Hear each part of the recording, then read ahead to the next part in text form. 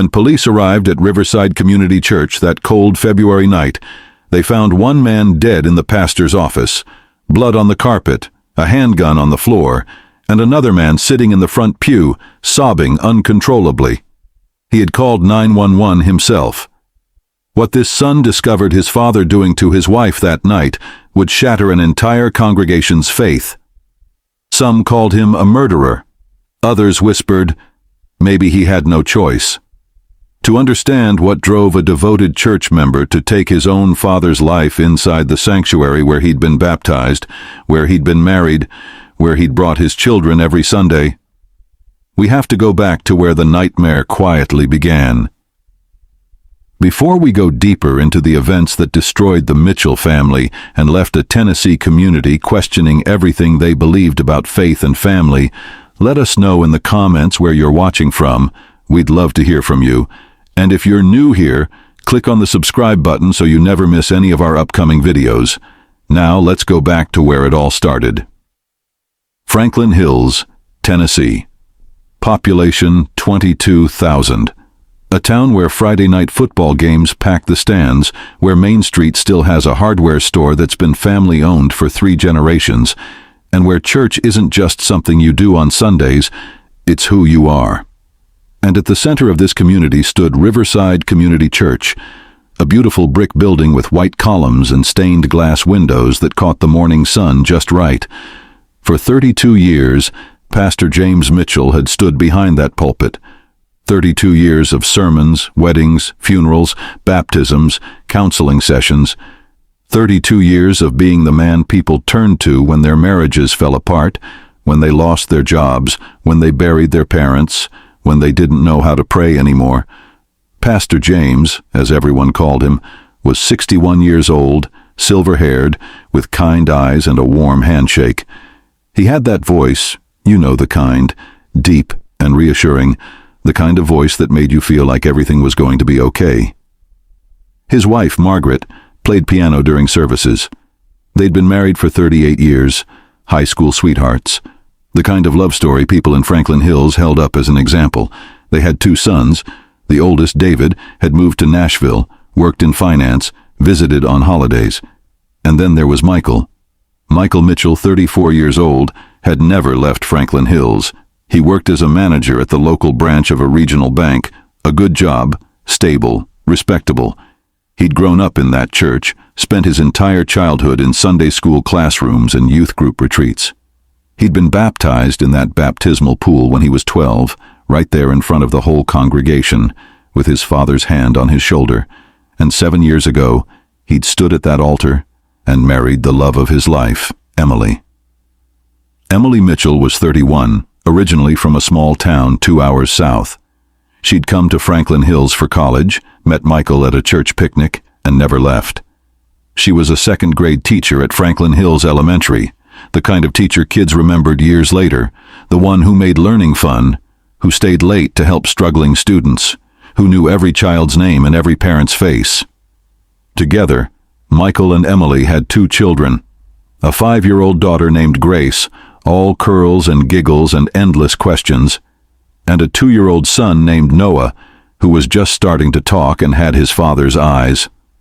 On the surface, the Mitchells were the model Christian family. Michael served as a deacon at Riverside. Emily taught the women's Bible study on Wednesday nights. They hosted small group meetings in their living room every other Thursday. They volunteered at the church food bank, helped organize the annual Christmas pageant, never missed a service. Pastor James would often brag about his son from the pulpit, not in an arrogant way, but in that proud father way.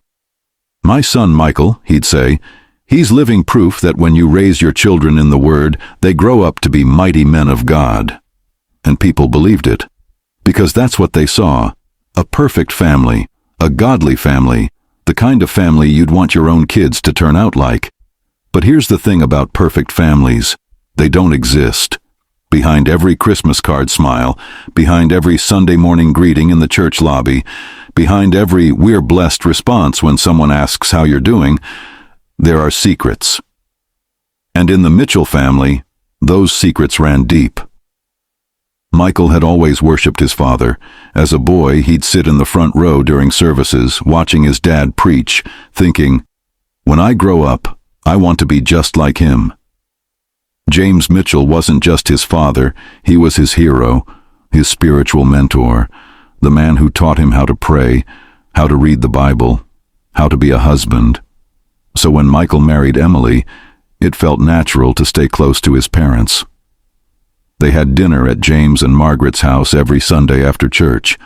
Pastor James would often call Michael for advice on church matters, would invite him to elder meetings, would treat him like a partner in ministry. And when Emily mentioned struggling with some personal issues, anxiety, feelings of inadequacy as a mother, doubts about her faith, Pastor James offered to counsel her. "That's what I'm here for," he said warmly. "I've been counseling married couples for 3 decades. Let me help you and Michael strengthen your marriage." At first, the sessions were normal. Pastor James would meet with both of them in his office at the church, usually on Tuesday evenings after the building had cleared out. They'd talk about communication, about balancing work and family, about keeping Christ at the center of their relationship. Standard pastoral counseling stuff. But after a few weeks, Pastor James suggested something different. "Emily," he said gently, "I think some of your struggles might be personal, things you might not feel comfortable discussing in front of Michael. Would it help if we had a few one-on-one sessions, just to give you space to process some of these emotions privately?" Michael didn't think anything of it. His father was a professional. He'd been counseling people for over 30 years. And Emily seemed hesitant, but agreed. So the Tuesday sessions became Emily's sessions, just her and Pastor James, in his office, alone. The change in Emily was subtle at first. She seemed quieter, more withdrawn. When Michael asked how the counseling sessions were going, she'd give vague answers. "Fine, your dad's really helping me work through some things." But she stopped making eye contact when she said it. She started coming home from the Tuesday sessions later than usual. "We just lost track of time," she'd explain. "Your dad is so easy to talk to." Michael wanted to believe her. He wanted to believe that his father was helping his wife. But something felt off. Emily stopped wanting to go to Sunday services. She'd make excuses, say she wasn't feeling well, ask Michael to take the kids without her. When Michael pressed her, she'd get defensive. "I just need a break, okay? Is that so wrong?" At night, she'd lie in bed next to him, staring at the ceiling. And when he'd reach for her, she'd pull away. "I'm tired, Michael. Please, not tonight." Weeks turned into months. Emily lost weight. She stopped smiling. The light that Michael had fallen in love with, that joy, that warmth, it was fading, and Michael didn't know why.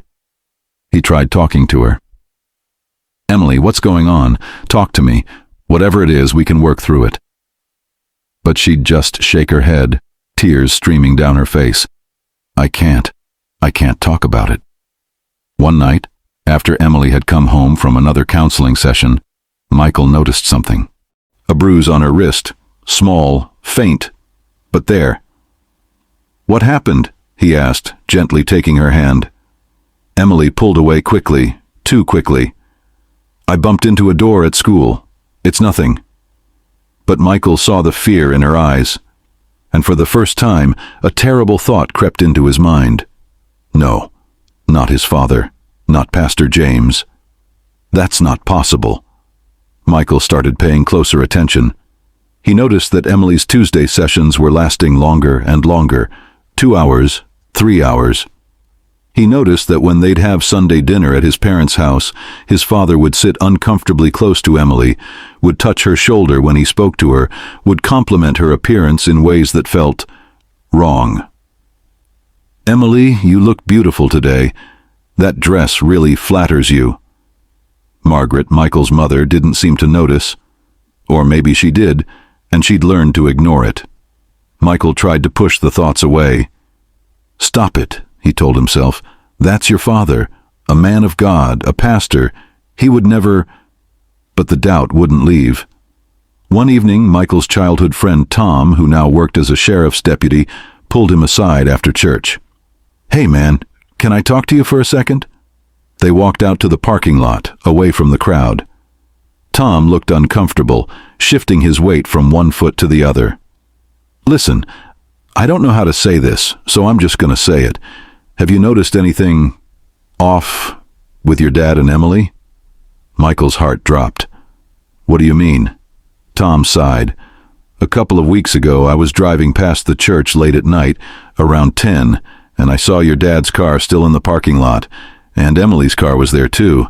And man, I don't want to assume anything, but it just seemed strange. Why would they be at the church that late?" Michael felt sick. They were probably just finishing up a counseling session. Tom nodded slowly. "Yeah, probably. I thought you should know." That conversation haunted Michael for days. He wanted to confront Emily, wanted to ask her directly what was happening during those sessions, but every time he tried, the words stuck in his throat. Because if he asked, if he said it out loud, then it became real, and he wasn't ready for it to be real. Then, one Tuesday evening in early February, everything came crashing down. Emily had left for her counseling session at 6:30. Same as always, Michael stayed home with Grace and Noah, giving them baths, reading bedtime stories, tucking them in. By 9 o'clock, Emily still wasn't home. By 9:30, Michael started to worry. He called her phone. No answer. He called again. Still nothing. At 10 o'clock, Michael made a decision. He called his mother. "Hey, Mom, is Dad still at the church?" Margaret sounded confused. "I think so, honey. He said he had some paperwork to finish. Why?" "Is Emily there?" A pause. I don't know. I assume the counseling session ended hours ago." Michael hung up. He looked in on Grace and Noah, both sound asleep. He called his neighbor, Mrs. Patterson, an elderly woman who loved his kids and had babysat before. "I'm so sorry to ask this late, but can you come sit with the kids for an hour? It's an emergency." Mrs. Patterson arrived within 10 minutes. Michael didn't explain. He just grabbed his keys, got in his truck, and drove toward Riverside Community Church. His hands were shaking on the steering wheel. His heart was pounding so hard he could hear it in his ears. "Please, God," he whispered, "please let me be wrong." When he pulled into the church parking lot, he saw two cars, his father's silver sedan and Emily's blue Honda. The church was dark except for one light, glowing from the pastor's office window. Michael parked and sat there for a moment, trying to calm himself, trying to think rationally. Maybe they really were just talking. Maybe Emily had needed extra time today. Maybe he was overreacting, letting his paranoia get the best of him. But then he remembered the bruise on her wrist, the fear in her eyes, the way she flinched when his father touched her shoulder. Michael got out of the truck. He walked across the parking lot, his footsteps echoing in the cold February air. The church's front door was unlocked. He stepped inside. The sanctuary was dark, lit only by the streetlights shining through the stained glass windows. He could hear voices coming from the hallway, faint, muffled. He moved quietly, instinctively, his body operating on some primal level of dread and disbelief. He reached the door to his father's office. It was closed, and through the door, he heard his wife's voice. "Please, no, please stop." Michael's blood turned to ice. Michael didn't think.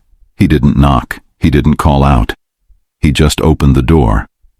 And what he saw in that moment would haunt him for the rest of his life. His father, Pastor James Mitchell, a man who had stood behind a pulpit for 32 years preaching about holiness and righteousness and the sanctity of marriage, was forcing himself on Emily. She was pressed against the desk, tears streaming down her face, her shirt torn, her body frozen in terror. And James looked up at his son with eyes that weren't full of shame or shock. They were full of anger. Anger at being interrupted. Michael's mind couldn't process it. Couldn't reconcile the image in front of him with the father he'd known his entire life. For a split second, maybe two, maybe three, the world stopped. And then, everything exploded. Michael lunged forward, grabbing his father by the shoulder, ripping him away from Emily. James stumbled backward, catching himself on the edge of the desk. "Michael, wait, let me explain." But Michael wasn't listening. He shoved his father again, harder this time, and James fell to the ground. Emily collapsed into the corner, sobbing, pulling her torn clothes around her. "How long?" Michael's voice was shaking, barely above a whisper. "How long have you been doing this to her?" James scrambled to his feet, adjusting his shirt, trying to regain some semblance of control. "Son, you don't understand. This isn't what it looks like." "Don't you dare!" Michael's voice was louder now, raw with rage and heartbreak. "Don't you dare lie to me. I saw what you were doing. I saw—" He couldn't finish the sentence. James took a step toward him, his expression hardening. "You need to calm down. You're overreacting. Emily and we've been counseling together for months, and sometimes these things happen. It's complicated. You wouldn't understand." "Complicated?" Michael's voice cracked. "You were raping my wife." James's face twisted with anger. "Watch your mouth, boy. I'm still your father, and I'm still a man of God. You will not speak to me that way." And in that moment, Michael saw it. The mask his father had worn for 32 years, the kind pastor, the loving father, the man of God. It slipped. And underneath was something cold, something cruel, something monstrous. Michael turned to Emily, his voice softer now, breaking. "How long, Em? Please, tell me how long this has been happening." Emily was shaking, her arms wrapped around herself, unable to look at him. "6 months," she whispered. It started 6 months ago. He said if I told anyone, he'd make sure everyone thought I was lying. He said no one would believe me over a pastor. He said he'd take the kids. He said he'd destroy you." Michael felt like the floor was falling out from under him. 6 months. His father had been abusing his wife for 6 months. And he hadn't known, hadn't seen it, hadn't protected her. "I'm so sorry," Emily sobbed. "I'm so sorry, Michael. I didn't know what to do. I was so scared." James scoffed. "Oh, please, you weren't that scared. You came here every Tuesday, didn't you? You never said no." Emily flinched like she'd been slapped, and something inside Michael snapped. He turned to his father, his fists clenched, his entire body trembling. "Get out. Get out of this church right now, or I swear to God." "Or what?" James stepped closer, his voice low and threatening. "What are you going to do, Michael? Hit me? Go ahead. Assault your father, a respected pastor, in his own church. See how that works out for you. You think anyone in this town will believe your accusations? I've been here for 32 years. They love me. They trust me. And you're just a confused son who's jealous of his father's relationship with his wife." Michael stared at his father in disbelief. "You're insane." "No, son. I'm realistic. Now you and Emily are going to leave this office, go home, and forget this ever happened. We're going to continue as we always have.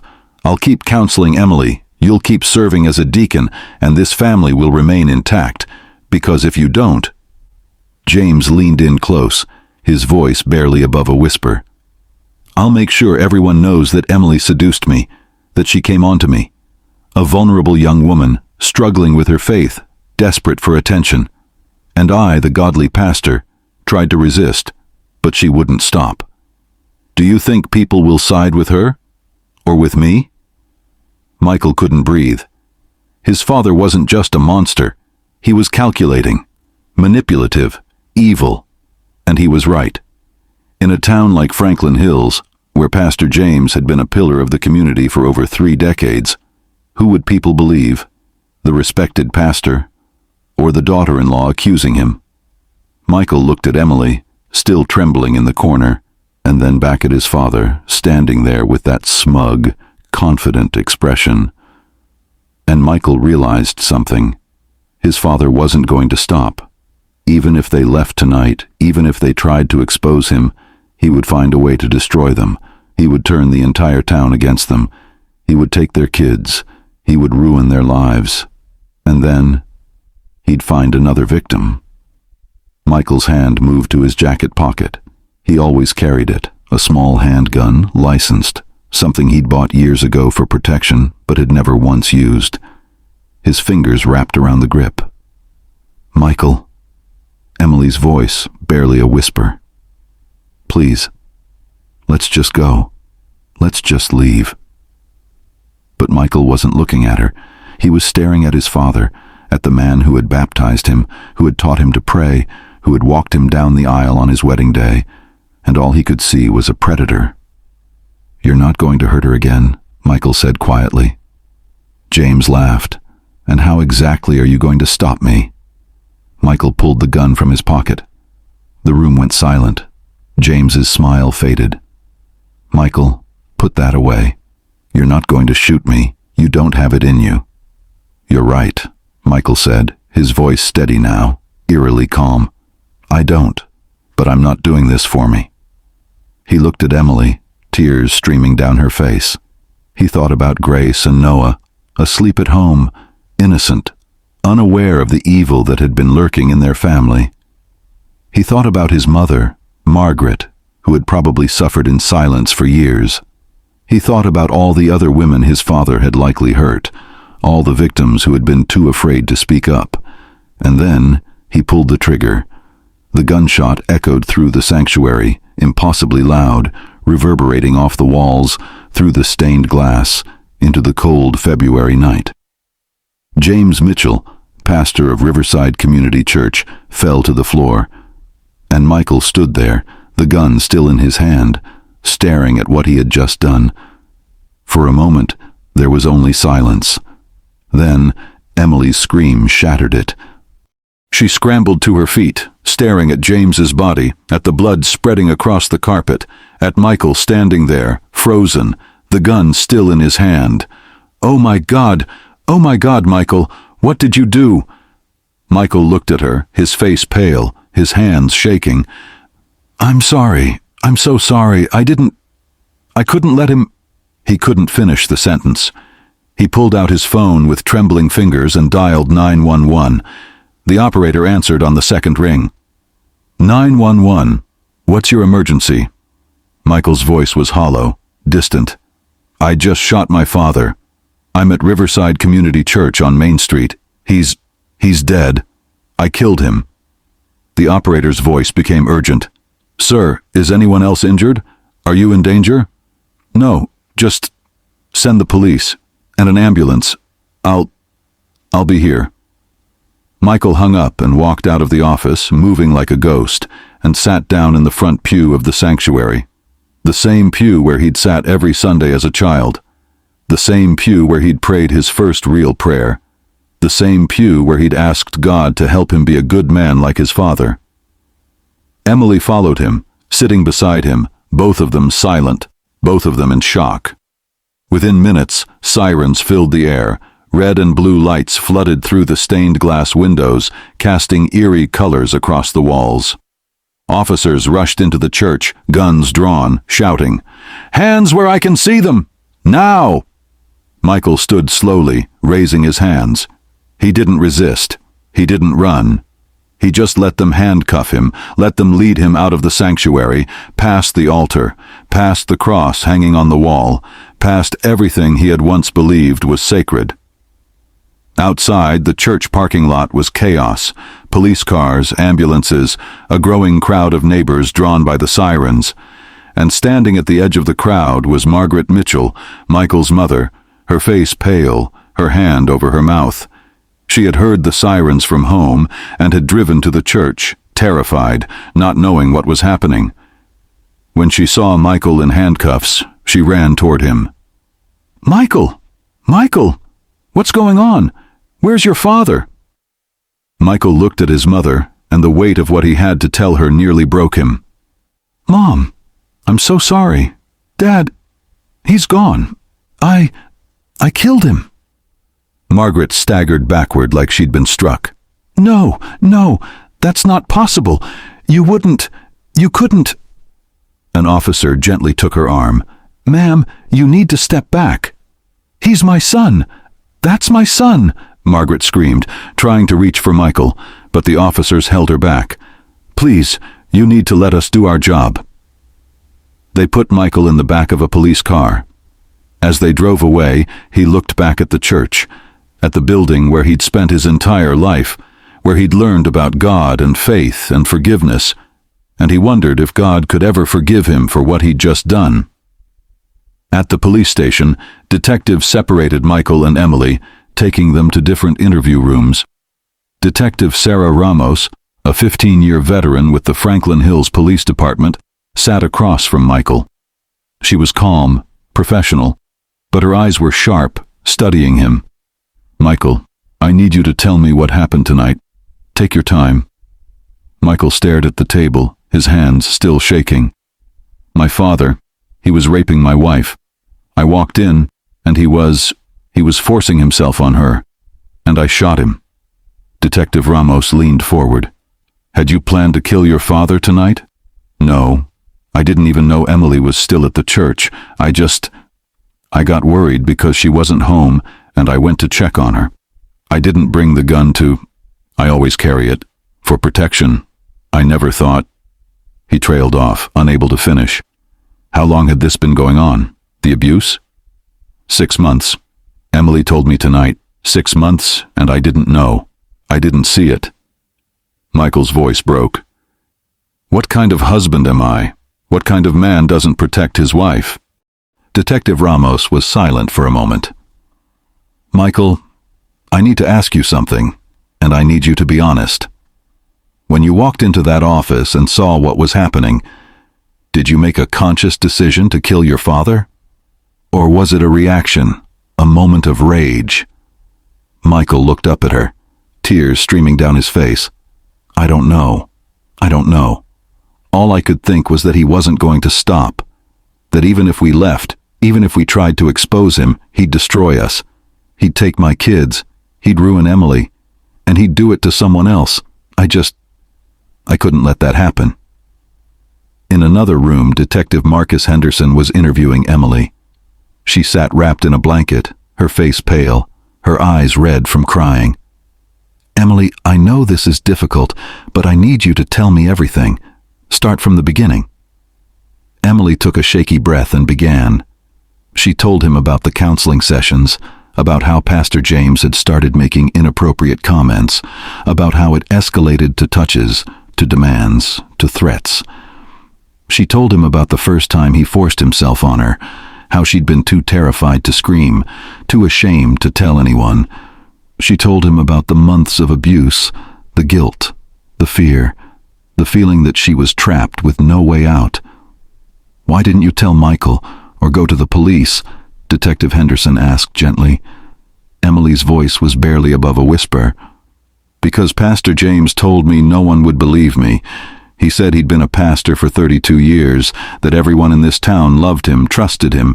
He said if I told anyone, he'd make sure everyone thought I seduced him, that I was a temptress, a Jezebel. And Michael worshipped his father. I was so afraid that even he wouldn't believe me." "But he did believe you. Tonight, when he walked in, he believed you."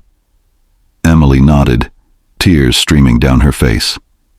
He saved me, and now he's going to prison, and it's all my fault." "No," Detective Henderson said firmly, "none of this is your fault. You are a victim. What James Mitchell did to you was rape, abuse, and what Michael did, we'll let the courts decide that." Over the next few hours, detectives processed the scene at Riverside Community Church. They photographed everything, collected evidence, took statements from Emily about the abuse. And when they searched Pastor James's office, they found something that changed everything. A locked drawer in his desk. Inside were journals, dozens of them, going back years. And in those journals, James Mitchell had documented his sins, not with remorse, but with pride. He wrote about the women he'd counseled, the vulnerable ones, the ones who came to him broken and desperate. He wrote about how easy it was to manipulate them, to make them believe that what he was doing was somehow spiritual, somehow part of their healing.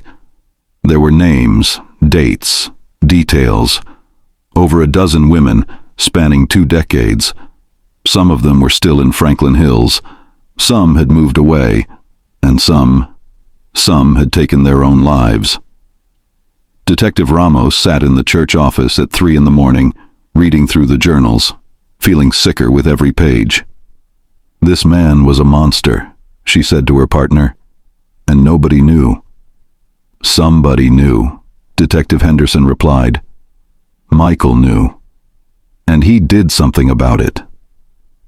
The news of Pastor James Mitchell's death sent shockwaves through Franklin Hills. For the first 48 hours, the town was in mourning. A beloved pastor, dead, killed by his own son. It was unfathomable. But then, the truth started to come out. Detective Ramos held a press conference, revealing the contents of the journals, confirming that James Mitchell had been under investigation for sexual abuse. She didn't release the names of the victims, but she made it clear that this was not an isolated incident. Pastor James Mitchell had been a serial predator. The town's reaction was divided. Some people refused to believe it. "Pastor James was a good man," they said. "This is a smear campaign. Michael must have planted those journals. Emily must have seduced him." Others, particularly women in the congregation, came forward. Quietly, hesitantly, they shared their own stories. About inappropriate comments Pastor James had made, about counseling sessions that felt wrong, about times they'd felt uncomfortable but had dismissed their feelings because he's a pastor, he wouldn't.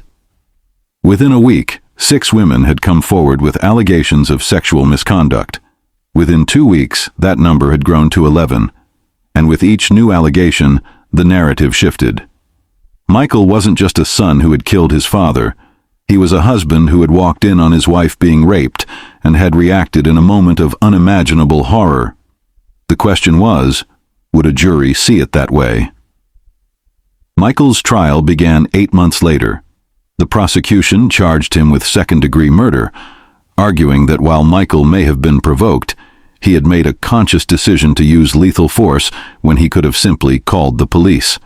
The defense argued that Michael had acted in defense of his wife, that he had witnessed a violent felony in progress and had used necessary force to stop it. The courtroom was packed every day. People from Franklin Hills, from neighboring towns, reporters from across Tennessee. Everyone wanted to see how this would end. Emily testified first.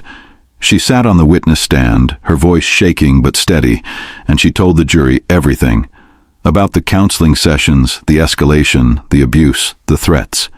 She described the night Michael walked in, the terror she'd felt, the relief when he stopped his father. "I know what Michael did was extreme," she said, tears streaming down her face. "But in that moment, I believe he saved my life. I believe if Michael hadn't stopped him, Pastor James would have killed me to keep me quiet." The prosecution cross-examined her, questioning why she hadn't gone to the police, why she'd continued to attend the counseling sessions, why she hadn't told Michael sooner. Emily answered each question with painful honesty. "I was afraid. I was ashamed. I thought it was my fault. I thought no one would believe me." Then, the other victims testified. One by one, women took the stand and shared their stories of abuse at the hands of Pastor James Mitchell. Some had been counseling clients. Some had been church volunteers. All of them described the same pattern: the charm, the manipulation, the threats, the abuse. By the time the prosecution rested, the image of Pastor James Mitchell as a godly man had been completely shattered. But the question remained, did that justify what Michael had done? Michael's defense attorney, a woman named Rebecca Holt, was relentless. She argued that Michael had not gone to the church with the intent to kill his father. He had gone to check on his wife. The gun he carried was for personal protection, something he always had with him. When he walked into that office and saw his wife being raped, he had acted on instinct, on a primal need to protect her. "This is not a case of premeditated murder," Rebecca told the jury. "This is a case of a man who witnessed the worst possible crime being committed against the person he loves most in the world, and he did what any of us would want to do. He stopped it. The prosecution fired back. Michael Mitchell had other options. He could have pulled his father off Emily and called the police. He could have physically restrained him. Instead, he chose to execute him. That is not self-defense. That is vigilante justice. The jury deliberated for 3 days, 3 long, agonizing days where Michael sat in a cell, wondering if he would spend the rest of his life in prison. Emily visited him every day, bringing photos of Grace and Noah, telling him how much the kids missed him, how much she missed him. "No matter what happens," she said, holding his hand through the glass partition, "I love you, and I will wait for you, however long it takes." On the 4th day, the jury reached a verdict. Michael was brought into the courtroom, his heart pounding, his hands clenched. The judge read the verdict. "On the charge of second-degree murder, we find the defendant guilty." Michael closed his eyes, feeling the weight of those words crash over him. But the judge continued. "However, given the extraordinary circumstances of this case, the jury recommends a reduced sentence." In the end, Michael was sentenced to 12 years in prison with the possibility of parole after 6. It wasn't freedom, but it was mercy. Michael served his time at a state correctional facility 3 hours from Franklin Hills. Emily drove up every weekend with Grace and Noah, sitting in the visitation room, trying to make things feel normal when nothing was normal. Grace, now 11 years old, understood what had happened. She was angry, confused, heartbroken. "Why did Grandpa do those things to Mom?" she asked Michael once, her voice small and scared. Michael didn't know how to answer. How do you explain evil to a child? How do you tell your daughter that the man she called Grandpa was a monster? "Sometimes," Michael said carefully, "people aren't who we think they are. And Grandpa, he hurt a lot of people. I stopped him, and I had to pay a price for that." "Do you regret it?" Grace asked. Michael thought about it, really thought about it. "I regret that it came to that," he said. "I wish there had been another way, but I don't regret protecting your mom." Noah, now 8, didn't ask questions. He just drew pictures, pictures of their family, always with his dad missing. Emily kept every single one.